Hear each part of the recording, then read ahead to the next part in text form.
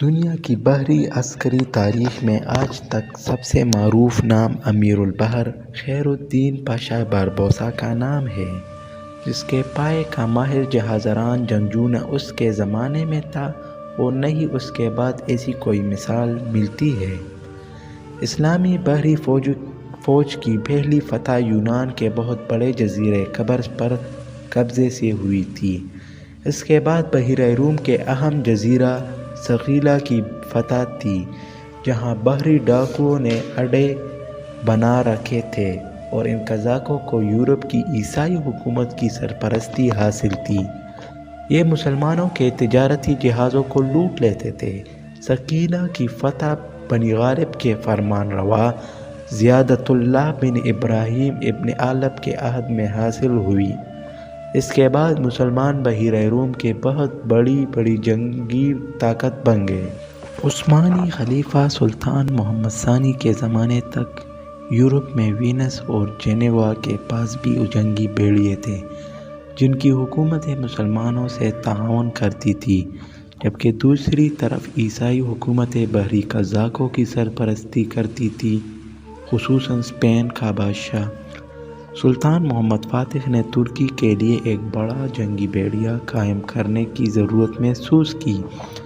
وہ قسطنطنیہ یعنی آج کا استنبول کو فتح کرنا چاہتے تھے، جس کی حفاظت کے لیے بحیرہ روم میں ہر وقت رومی جنگی جہاز موجود رہتے تھے۔ سلطان محمد فاتح کو قدرت نے ان مقصد میں کامیابی عطا کی اور وہ قسطنطنیہ کو فتح کر کے تاریخ میں فاتح کے نام سے مشہور ہوئے۔ اسی سلطان محمد کے پوتے سلطان سلیمان اعظم قانونی کے عہد میں عثمانی جنگی بیڑیے کی نئی سرے سے تنظیم کی گئی۔ خیر الدین پاشا باربروسا ان کے عہد میں امیر البحر تھے۔ پرتگالی ملاح جہاز رانی کے بہت ماہر سمجھے جاتے تھے۔ ان کی زبان میں باربوزا یعنی سرخ داڑھی والے کو کہتے تھے۔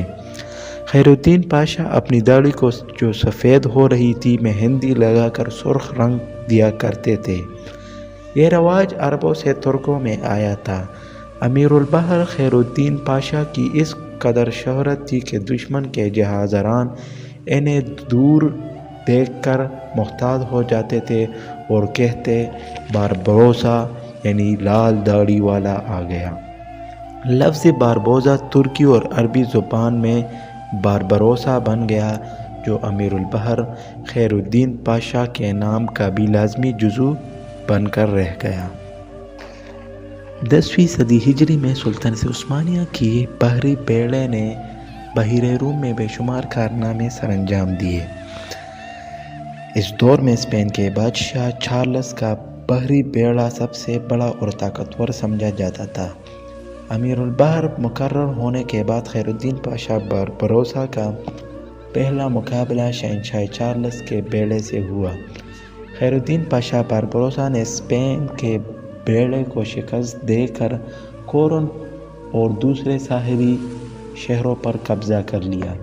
اس کے بعد انہوں نے اٹلی کے ساحلوں پر بھی حملے کیے اور بہت سا علاقہ فتح کر کے سلطنت عثمانیہ میں شامل کروا دیا۔ چارلس کے مشہور امیر البحر انڈریا ڈوریا کو انہوں نے کئی مرتبہ زبردست شکست سے دوچار کیا۔ اس زمانے میں الجزائر سلطنت عثمانیہ میں شامل تھا، لیکن تیونس میں الگ حکومت تھی۔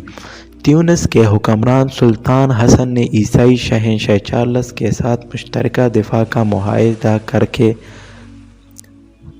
دونوں جنگوں میں ایک دوسرے کی مدد کرنے کا ارادہ کیا۔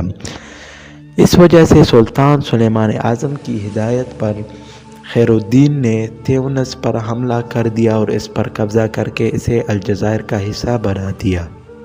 تیونس کے معزول بادشاہ حسن نے عیسائی شہنشاہ چارلس سے مدد کی درخواست کی۔ شہنشاہ چارلس نے 500 بحری جنگی جہازوں پر مشتمل بیڑا 30,000 سے زیادہ جنگجوؤں کے ساتھ تیونس پر حملہ کرنے کے لیے بھیج دیا۔ خیر الدین کے پاس فوج بہت کم تھی اور اس لیے اس جنگ میں اسے شکست کھا کر تیونس سے نکلنا پڑا۔ شہنشاہ چارلس کی فوج نے تیونس میں ہزاروں مسلمانوں کو قتل کر دیا اور بہت سے جان بچانے کے لیے عیسائی بن گئے۔ اس شکست کے بعد سلیمان اعظم نے بھی مصلحتاً فرانس سے بحری معاہدہ کر لیا، جس کے مطابق دونوں حکومتوں نے سمندروں میں بوقت ضرورت ایک دوسرے کی مدد کا وعدہ کیا۔ اس دوران فرانس اور اسپین کے درمیان ایک بڑی بحری جنگ شروع ہو گئی، جس میں یورپ کے دیگر ممالک نے بھی دونوں فریقین میں سے کسی ایک کی طرف سے لڑائی میں حصہ لیا۔